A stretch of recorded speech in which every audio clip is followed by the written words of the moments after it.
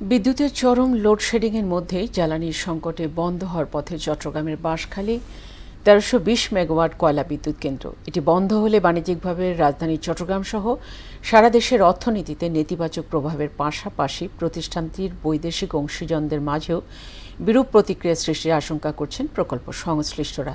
তবে সংকট নিরসনে কাজ চলছে বলেও জানান তারা। চট্টগ্রাম ব্যুরো থেকে আব্দুল হকের ক্যামেরায় আফসানা নূরের প্রতিবেদন, জানাচ্ছেন আফরিন পপি। বাঁশখালী কয়লা বিদ্যুৎ প্রকল্পের ২টি ইউনিটে পুরোমাত্রায় উৎপাদনে দৈনিক ১২,০০০ মেট্রিক টন কয়লা প্রয়োজন, যার বিপরীতে মজুত রয়েছে মাত্র ৬০,০০০ মেট্রিক টন। এদিকে চট্টগ্রাম বন্দরের বহির্নোঙরে ৩টি জাহাজে ১,৬৮,০০০ টন কয়লা এলেও ব্যাংকিং জটিলতায় বিল বকেয়ার কারণে তা খালাস বন্ধ রেখেছে রপ্তানিকারকরা। রামপাল ও বড়পুকুরিয়া কয়লা বিদ্যুৎ কেন্দ্রের নানা টানাপোড়েনের মধ্যে নতুন করে এ কেন্দ্রটি বন্ধ হলে দেশের বিদ্যুৎ পরিস্থিতি নিয়ন্ত্রণের বাইরে চলে যেতে পারে বলে আশঙ্কা করছেন সংশ্লিষ্টরা। প্রতিষ্ঠানের নামে দেশের কোনো ব্যাংকে ঋণ নেই উল্লেখ করে বাঁশখালী বিদ্যুৎ কেন্দ্রের মুখ্য অর্থনৈতিক কর্মকর্তা জানান, এলসি ছাড়ের মাধ্যমে কয়লা খালাস না করলে প্রতিষ্ঠান বন্ধ করা ছাড়া কোনো বিকল্প থাকবে না। তবে সংকট সমাধানে অন্তর্বর্তী সরকারের তড়িৎ উদ্যোগের কথাও জানান তিনি। প্রতি মাসে গড়ে ৬টা শিপমেন্ট লাগে।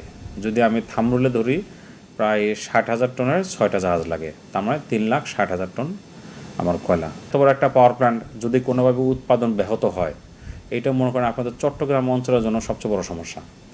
ওই অঞ্চলে তো যে পরিমাণ ইন্ডাস্ট্রি আছে, একটা লোডশেডিং কিন্তু একটা ইন্ডাস্ট্রির জন্য সবসময় খারাপ।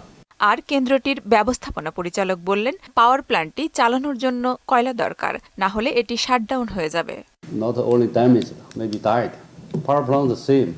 Without the coal, maybe the power plant also will be shut down. বন্ধের আশঙ্কার কথা স্বীকার করে বিদ্যুৎ উন্নয়ন বোর্ডের চেয়ারম্যান টেলিফোনে জানান, কোনো কারণে কেন্দ্রটির উৎপাদন বন্ধ হলে লোডশেডিং বেড়ে যেতে পারে। আমরা তো বন্ধ হতে চাবো না। বন্ধ হলে তো আমাদের ওই পরিমাণ মেগাওয়াট মাইনাস হয়ে গেলে আমার তো বিদ্যুৎ ব্যবস্থাপনায় একটা ইম্প্যাক্ট ফেলবে না, এটা তো স্বাভাবিক। এটা আমরা চেষ্টা করছি, ওরা এক জায়গায় আটকে যাচ্ছিল, সেখানে আমরাও হেল্প করছি, করে এই জাহাজগুলো আনলোড করা হচ্ছে। বিদ্যুৎ কেন্দ্রটি সচল রাখতে এরই মধ্যে উদ্যোগ নেওয়া হয়েছে বলেও জানান তিনি। আফরিন পপি, মোহনা সংবাদ।